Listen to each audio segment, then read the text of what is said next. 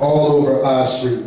And to see him smile like that and embrace his craft and what he's done, you know, and allow people such as myself, as other hosts here, Jay, Alad, UK, we got a chance to see this man shine. So I just wanted to let him know that I love him, and he's in a better place looking down on all of us shine. So big ups to Ill Will, rest in peace.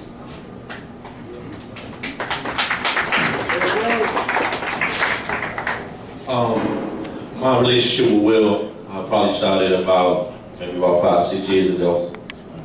And just like RaRa, I had the opportunity to work with Will at Cafe Asia at a party that Mitch Madison, DC Nation, and myself started.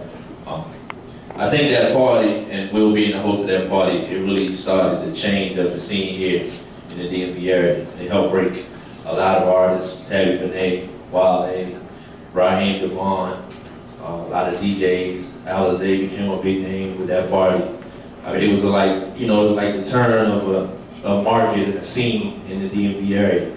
And fast forward to that, you know, me and Will were great buddies, but we always collabed on business, and we always talked about, you know, making things bigger and better. So fast forward to this Saturday, I called Will. I said, "Yo, Will, I got a record. It's buzzing.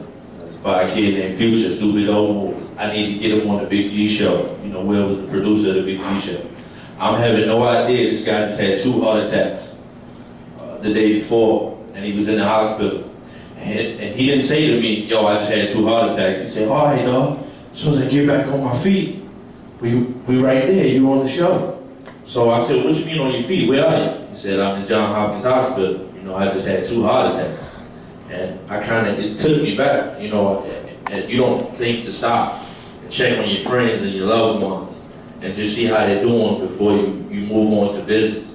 So, I mean, I say that to say, well, let me keep going with the story. So I told him, you know, yeah, John Hopkins, I'm not far from there. I'll visit you later on this week if you're still there, but I doubt it. I know you're going to be all right. So just holler at me when you get back up. I didn't ever get to see him again. So, you know what I mean? Like, it's kind of rough that I'm calling him on some business that, you know, he's deathbed. So,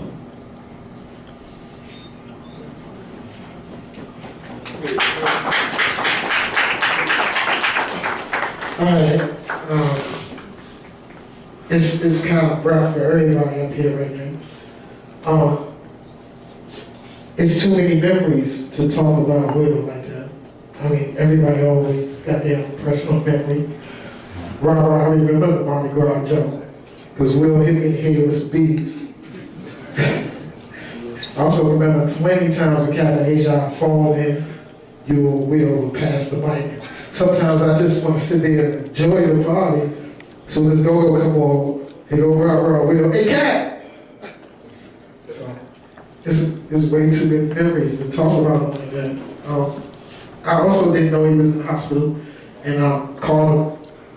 Just I put a post on my Facebook page about how I'm doing better, type 2 diabetic, how I'm doing better, my sugars, my A1C straight, cholesterol is great, got off one of my meds, lost 10 pounds. He called me from the hospital to tell me, he was proud of me. Yeah, he said, yeah, when I get out of here, we gonna go walking together. So that's the type of dude he was with me.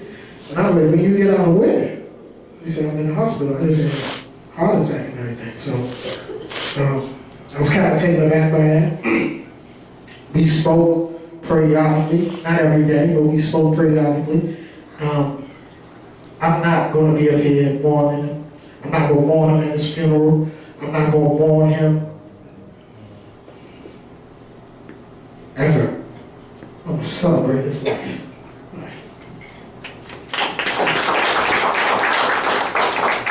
I'm going to try to make a little joke to bring the mood up a little bit. I'm Quicksilva from 93.9 WKYS, and the crazy part about it is, I said this on the air, I was actually the person who had to go on the air and announce what happened. And I said the joke before I got serious. I said, why every time someone dies, I'm the person on the radio? When Michael Jackson passed, I was on the radio, I had to announce it. When I was in Baltimore and Case Wood passed, I had to announce it. So I said, could somebody please die on somebody else's show with mine? Because I'm tired of being the one, but I'm trying to be as positive as possible because I'm not sure if any of y'all were listening at 6 o'clock when me and my little sis Angie Ann's came on air. It was very emotional. Nobody can keep it together. Everybody crying, Big G calling, crying, and people calling, crying. And I'm the one on the air trying to tell everybody not to cry. Because I said the sad thing about death, I don't care how much you plan for it, you're not ready when it happens.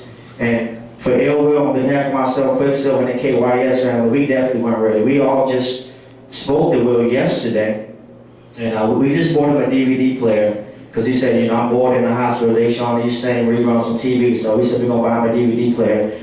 And then earlier today, he put a post on Twitter that said, you know what, I came out of my first surgery, I'm doing better, I'm in a little bit of pain right now, but you know what, I'll be back home on Saturday. And this was about 8 hours ago.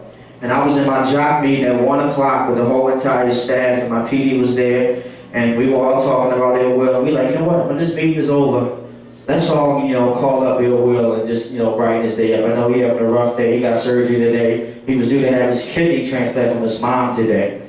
And during the meeting, in the middle of the meeting, Easy Street stands up, and he starts, he loses it. So everybody looking at him, like, what the hell wrong with Easy Street? Get up in the middle of the meeting and start crying? And he said, everybody please stop talking about it, Will. And me and Angie and Jeannie and Russ Park and the whole KYS staff, we look at him. He said, their Will's not here anymore. And we all say, man, get out of here. And then we actually got his mom on the line. And I'm a parent. And first thing I said, I've been through death. I've lost my mom, I've lost my dad, I've lost so many loved ones and family.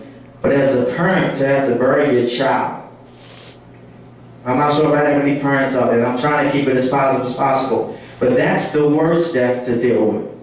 Because you're always supposed to outlive your kids. You never should bury your child and be at a funeral talking about your child. So when that happened, the first thing I did was call my wife and my son. I said, babe, everything okay? She said, I'm fine, what's wrong? I said, I'm just making sure you're okay, I'll call you back.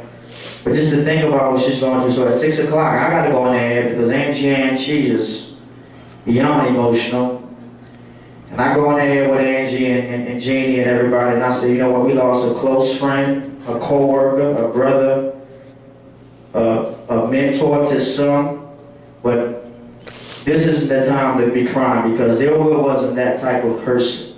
Ill Will was somebody who always celebrated life. You would have thought Ill Will was the richest person in D.C. You'd have thought he was the most popular person in D.C. because he always had that attitude. Even when I talked to him yesterday, I said, Will, how you doing? He said, oh, quick, I ain't doing good, but so what? And that was his attitude. And that made me realize today that things that we take that serious aren't that serious. Things that we complain about. We complain that it's snowing outside right in D.C. I'm on Twitter and everybody, oh man, snow coming back to D.C.? It's not that serious. We have to celebrate life as much as possible because you never know.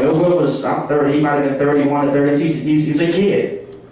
And I kept saying on the air, as sad as I am and as sad as the KYS family are, I want us to all pray for his mom and ask God to just put our arms around his mom because I couldn't imagine getting a call that something happened to my son. Even take it a step further, I'm at the hospital about to get my kidney to my son so he can save his life. And before that happens, his heart fails. So with that being said, I just want to say on behalf of myself, Quicksilva, the whole 93.9 family, thank you for all your calls, thanks for all your tweets, and thanks for all your concerns.